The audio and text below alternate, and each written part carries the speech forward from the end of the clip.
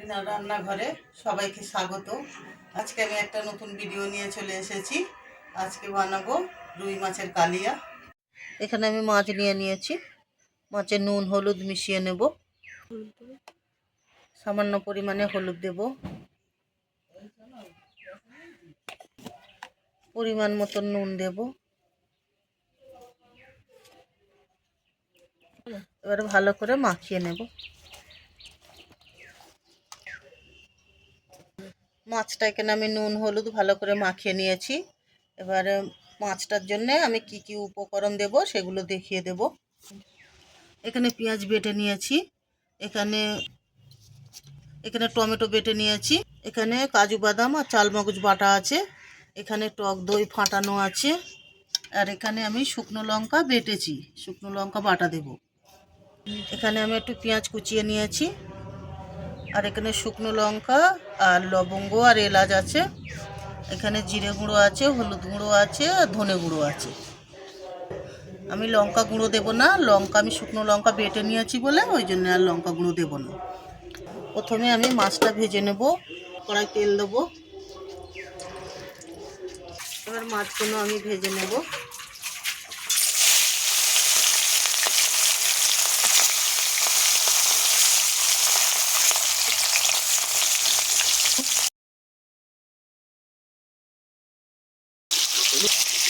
সব মাছগুলো এরকম লাল লাল করে ভেজে নেব। এরকম লাল লাল করে ভেজেছি, তুলে নেব। মাছগুলো সব ভেজে নিয়েছি। এখানে মাছ সব ভাজা হয়ে গেছে। আমি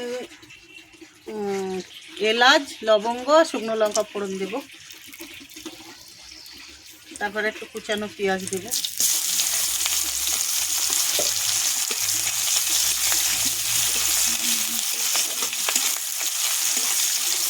পেঁয়াজটা আমি হালকা লাল করে নেব। এবারে বাটা পেঁয়াজটা দেব, এই বাটা পেঁয়াজ দেব, আর খুব ভালো করে ভেজে নেব।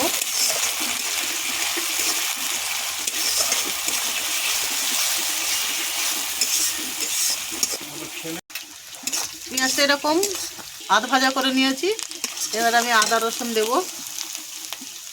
আদা রসুন দিয়ে আর একটু ভালো করে ভেজে নেব।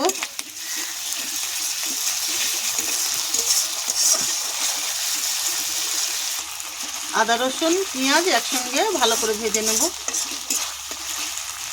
করে নিয়েছি, এর মধ্যে মশলা দেব। এই শুকনো লঙ্কা বাটা, এখানে হলুদ ধনে জিরে গুঁড়ো, আর একটু আমি ভালো করে কষিয়ে নেব।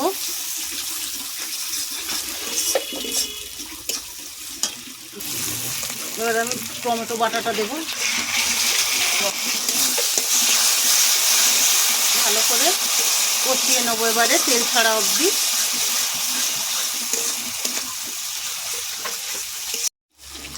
তেল ছেড়ে গেছে, এবার নুন দেব,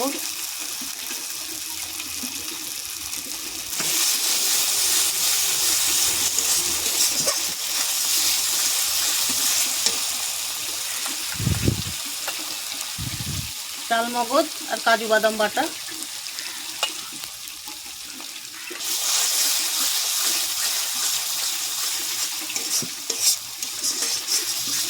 ভালো করে কষিয়ে নেব। ভালো করে কষিয়ে আবার তেল ছাড়লে তারপরে টক দই দেব। তেল ছেড়ে গেছে, এবার আমি টক দইটা দিয়ে দেবো।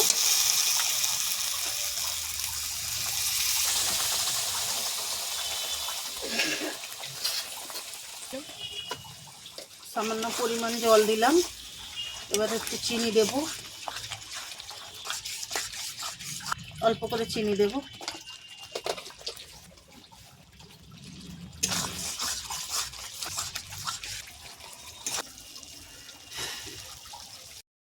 তেল উঠে আসছে, এবার আমি জল দেব।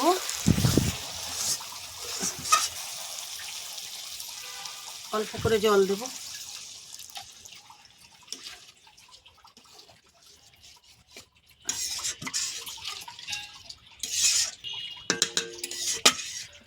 ঝোল ফুটে গেলে মাছ দেব। ফুটে গেছে, এবার মাছ দিয়ে দেব।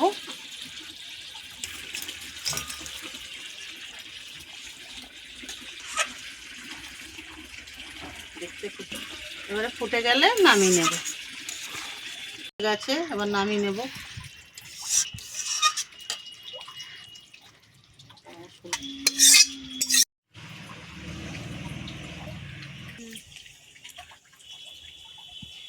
রুই মাছের কালিয়া রেডি হয়ে গেছে। যদি ভালো লেগে থাকে লাইক কমেন্ট শেয়ার করে দেবেন। নতুন নতুন ভিডিও পাওয়ার জন্যে চ্যানেলটিকে সাবস্ক্রাইব করে দেবেন।